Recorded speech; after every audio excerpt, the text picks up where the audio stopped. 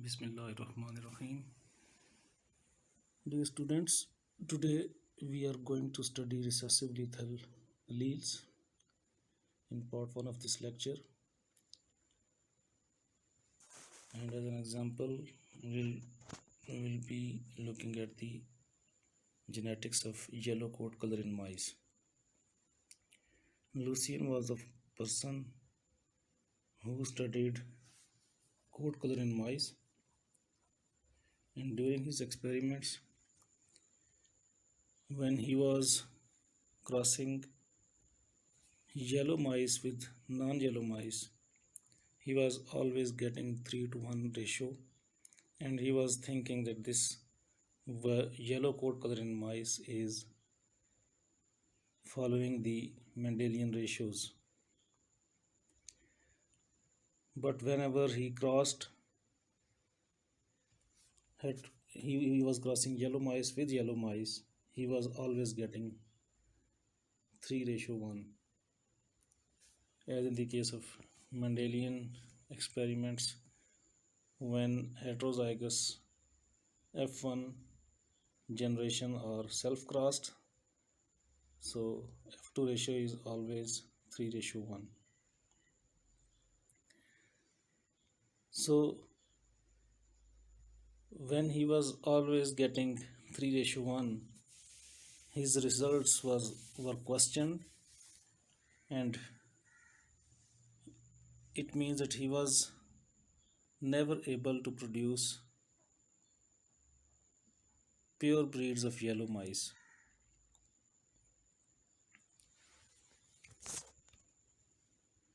So when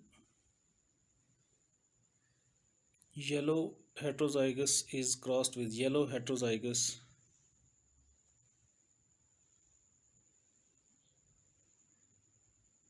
ratio should be 1:2:1, but as a result of this experiment, he was getting 2:1 in the F1 generation, and actually yellow color mice were always heterozygous, because whenever dominant allele was present in homozygous condition, it never gave rise to the live mice, and reason of always getting 3:1 was heterozygosity in the yellow mice. But actually this ratio was not 3:1, it was actually 2:1, because capital Y allele, when it is present in dominant condition, when dominant allele is present in the homozygous condition, the mice never developed, and these capital Y mice always die before birth, and therefore 2/3 of the progeny were heterozygous yellow, and 1/3 of the progeny are non-yellow with small y genotype. So when this capital Y allele is present homozygously, it causes premature death, which renders it the name of lethal allele. And we will say that this capital Y allele is recessive lethal, because when it is present in homozygous condition, it always causes death. But when it is present heterozygously, then it is causing yellow color. So in the case of yellow mice, this dominant allele is having dominant effect over the non-yellow, but when this dominant allele is present homozygously, that is when two alleles are present, then it causes the premature death. So it is known as the recessive lethal allele. So if a question arises, what is a lethal allele? What is its definition? So a lethal allele causes death frequently at an early developmental stage, and so one or more genotypes are missing from the progeny of a cross, as we have already seen in the example of mice. So lethal alleles are likely to modify the ratio of progeny resulting from the results of a cross. So another example of the lethal allele comes from the Irwin Barr, who studied snapdragons flowers, and the Aurea strain in these plants has the yellow leaves, yellow or golden colored leaves. So when two plants with yellow leaves are crossed, 2/3 of the progeny have yellow leaves and 1/3 have green leaves, just like the yellow mice. So when green is crossed with green, all the progeny have green leaves, because green is recessive condition. So when recessive condition is crossed with recessive condition, so all the leaves are green. But when yellow is crossed with green, yellow is always in heterozygous condition. Half of the progeny are green and half of the progeny are yellow, and it confirms that all the yellow leaved snapdragons are heterozygous. So a 2 to 1 ratio is almost always produced by a recessive lethal allele. So observing this ratio among the progeny of a cross between individuals with the same phenotype is a strong clue that one of the allele is lethal. And this ratio is 2:1 is appearing because when the allele is present, dominant allele is present homozygously, then it causes the premature death. So in both of these examples, the lethal alleles are recessive because they are causing the death only in homozygotes. So unlike its effect on survival, the effect of allele on color is dominant, and in both mice and snapdragons, a single copy of the allele in the heterozygous produces a yellow color. So the lethal alleles can also be dominant. So in that case, homozygotes and heterozygotes for the allele will die.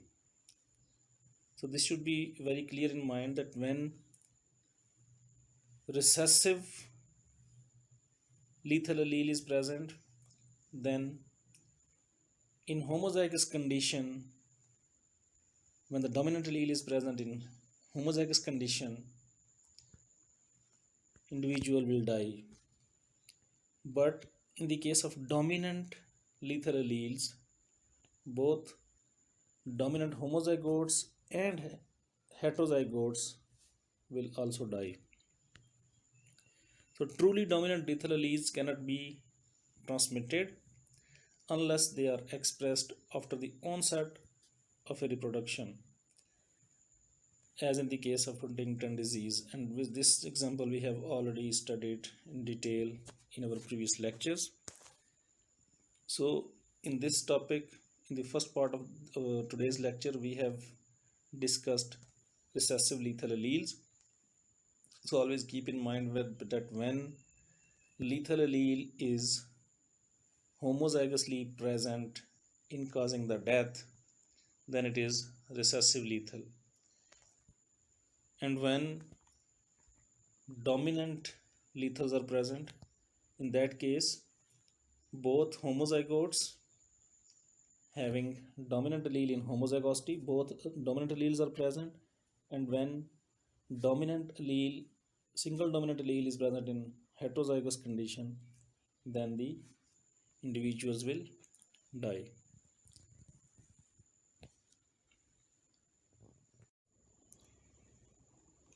The second part of today's lecture is multiple alleles.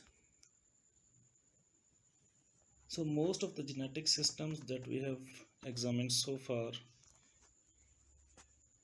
consist of only two alleles. It means that one gene is containing only two alternate forms. So in Mendel's peas, for instance, one allele coded for round seeds and another for the wrinkled seeds. And in the case of cats, one allele produced a black coat color and another produced a grey coat color. But for some loci, more than two alleles are present within a group of individuals. And the locus has, it means that locus has the multiple alleles. And the multiple alleles may also be referred to as an allelic series. So we have already discussed many times that in an individual only two alleles of a genes can be present at a time normally, but in the population multiple forms of an allele can be present. So although there may be more than two alleles present within a group, the genotype of an individual, each diploid individual, still consists of only two alleles. So this should be very clear in mind. Always keep in mind that a single individual, a single diploid individual always has two alleles of a gene. So the inheritance of characteristics encoded by multiple alleles is not different from the inheritance of characteristics encoded by two alleles, except that a greater variety of genotypes and phenotypes are possible. When two alleles are present, there are clear-cut two phenotypes, but when multiple alleles are present, there are more than two phenotypes, and multiple alleles are responsible for causing that variety in the phenotypes. As a first example, we will look at the duck feather pattern. It's a color pattern in the feathers of duck.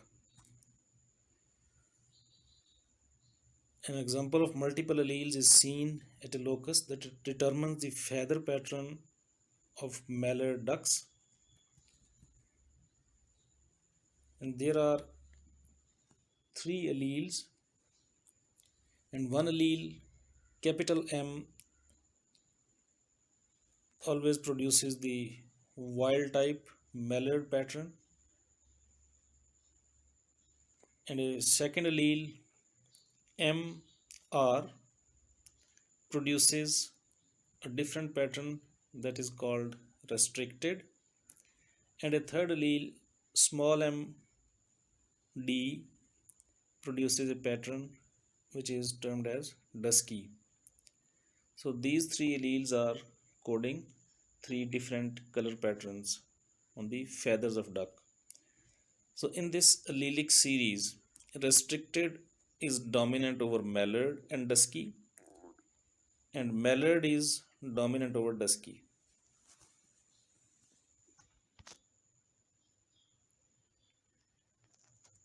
And because of these three alleles, six genotypes are possible, and their respective phenotypes are also given in the table. So whenever MR allele will be present, phenotype will be restricted, and when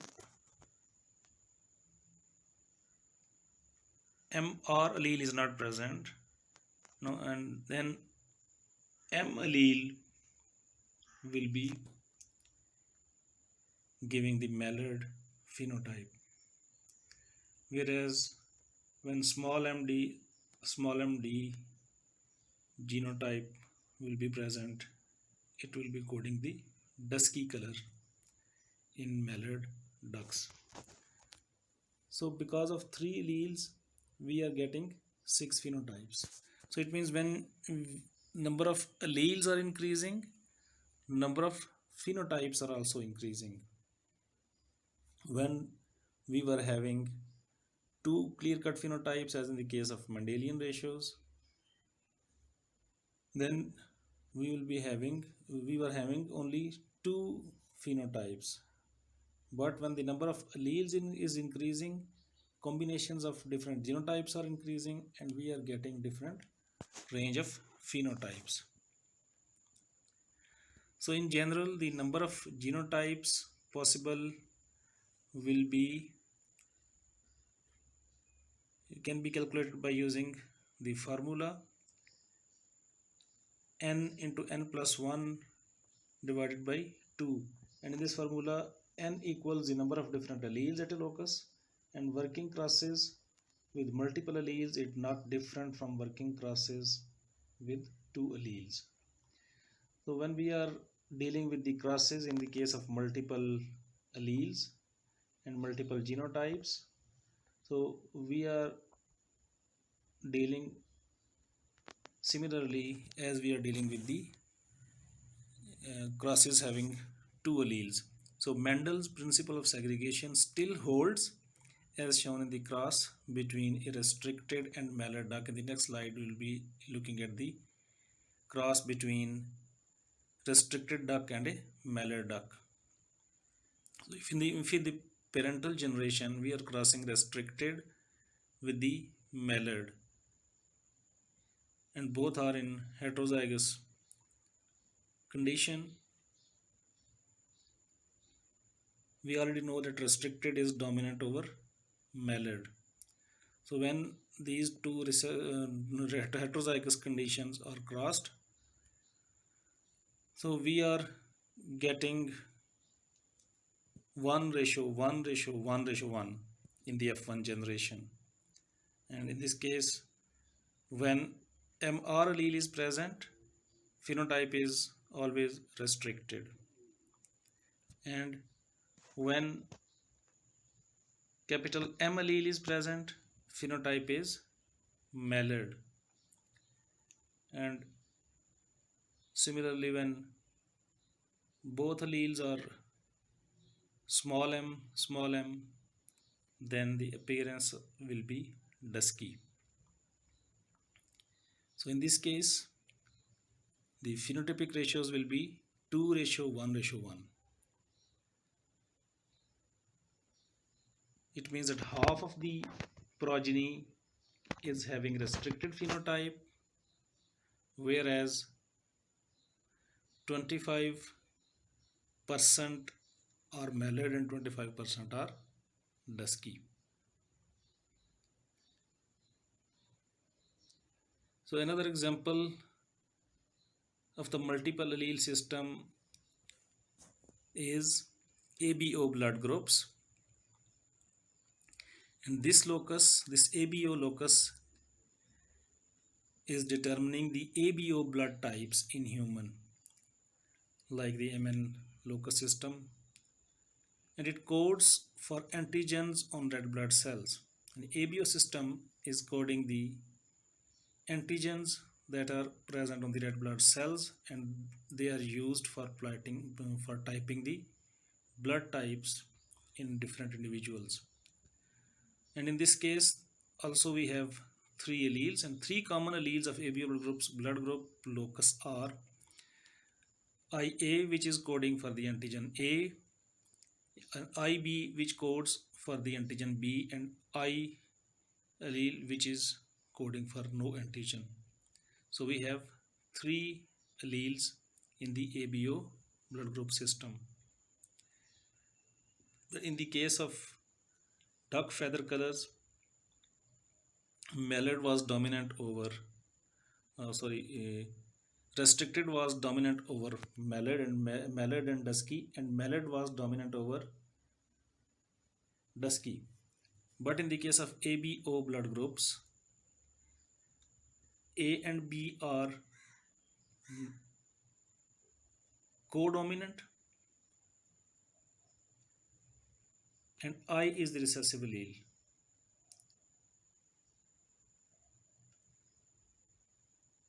So if we look at this figure, different blood groups and their other detail is given, and which antibody is produced, and which is the genotype of the person containing this blood group, and antibodies made by the body, and how we can use this blood system. So we can clearly see that O blood group is best donor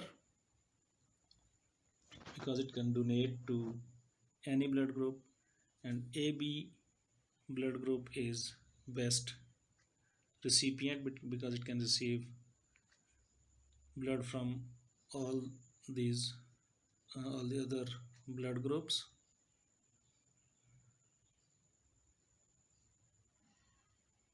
So we will also be studying this blood grouping system in our next lectures, so we are not going in detail here at this time, and we have just learned that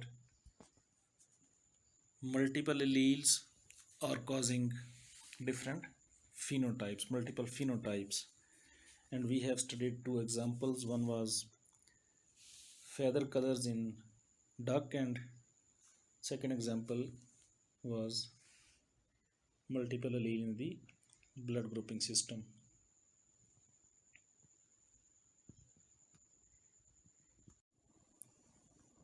So last topic of today's lecture is gene interactions, and in this part we will see how genes interact to produce different phenotypes. So in the case of dihybrid crosses that we have already examined previously when we were studying Mendelian laws, each locus had an independent effect on the phenotype. So when Mendel crossed a homozygous round and yellow plant with a homozygous wrinkled and green plant, and then self-fertilized the F1, then he obtained F2 progeny in the 9:3:1 ratio. And in this example, the genes showed two kinds of independence. First, the genes at each locus are independent in their assortment in meiosis, and that independent assortment produces the 9:3:1 ratio of phenotype in the progeny, and in accord with the Mendel's principle of independent assortment. And secondly, the genes are independent in their phenotypic expression. The capital R and small r alleles affect only the shape of the seed, and they have no influence on the color of the endosperm. The capital Y and small y alleles affect only color and have no influence on the shape of the seed. So these two things are dealing with the independence of, in the case of crosses which Mendel was performing.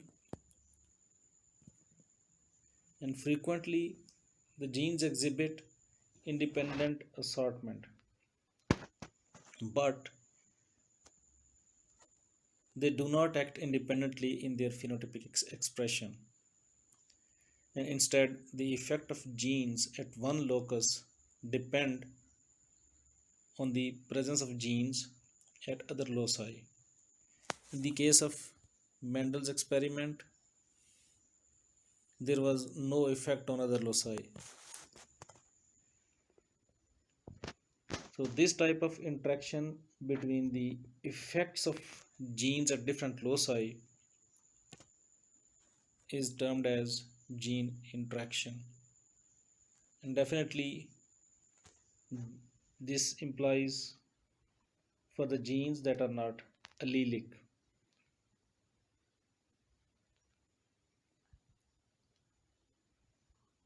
Genes are allelic when we are dealing with the same locus.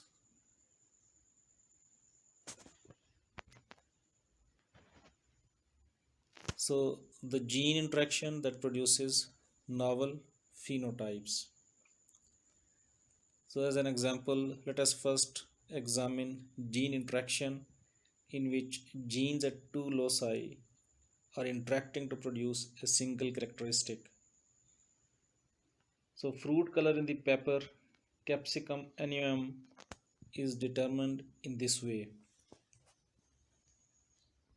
This plant produces peppers in one of four colors, and these four colors are red, brown, yellow, or green. If a homozygous plant with red pepper is crossed with a homozygous plant with green pepper, all the F1 plants have red pepper, which means that red color is dominant over other, which is green pepper in the F1 plant. So in the parental generation, if we are crossing red with green, in the F1 generation, we are getting all red peppers. And this is exactly the same as in the case of Mendelian experiments, when in the case of dihybrid crosses, we were crossing true breeds of dominant with the true breeds of recessive. In the F1 generation, we always get dominant phenotype.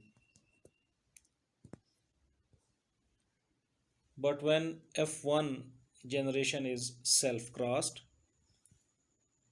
and in the F1 generation all the plants are heterozygous, and when this heterozygous is self-crossed with the heterozygous, in the F2 generation we are getting 9331 ratio.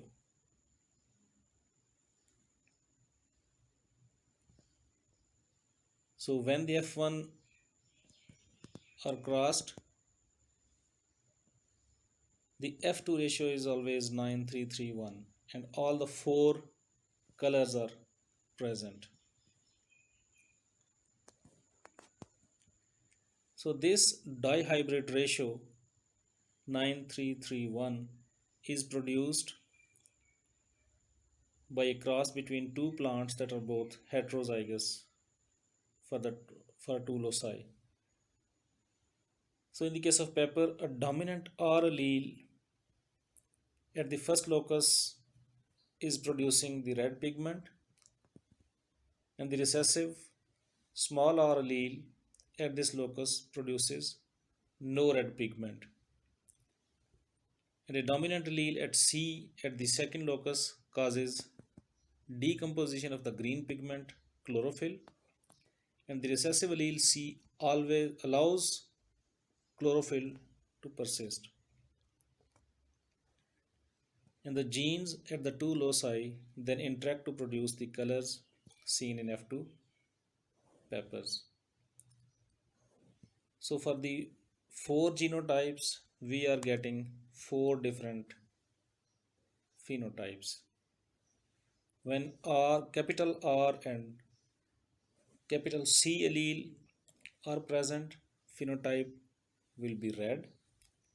And when one capital R allele is present with two small c alleles at the other locus, brown phenotype will be resulting.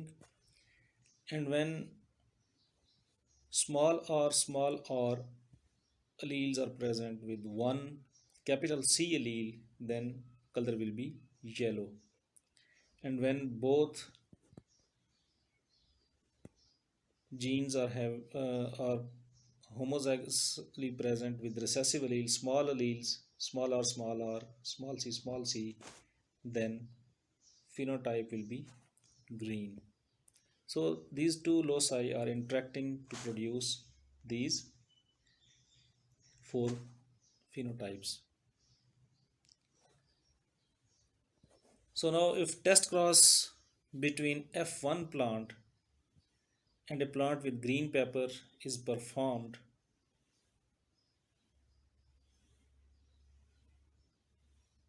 the ratio of progeny is given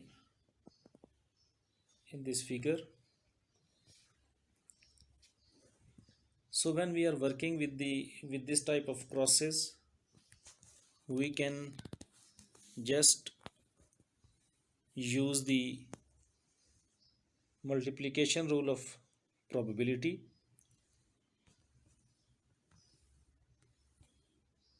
For example,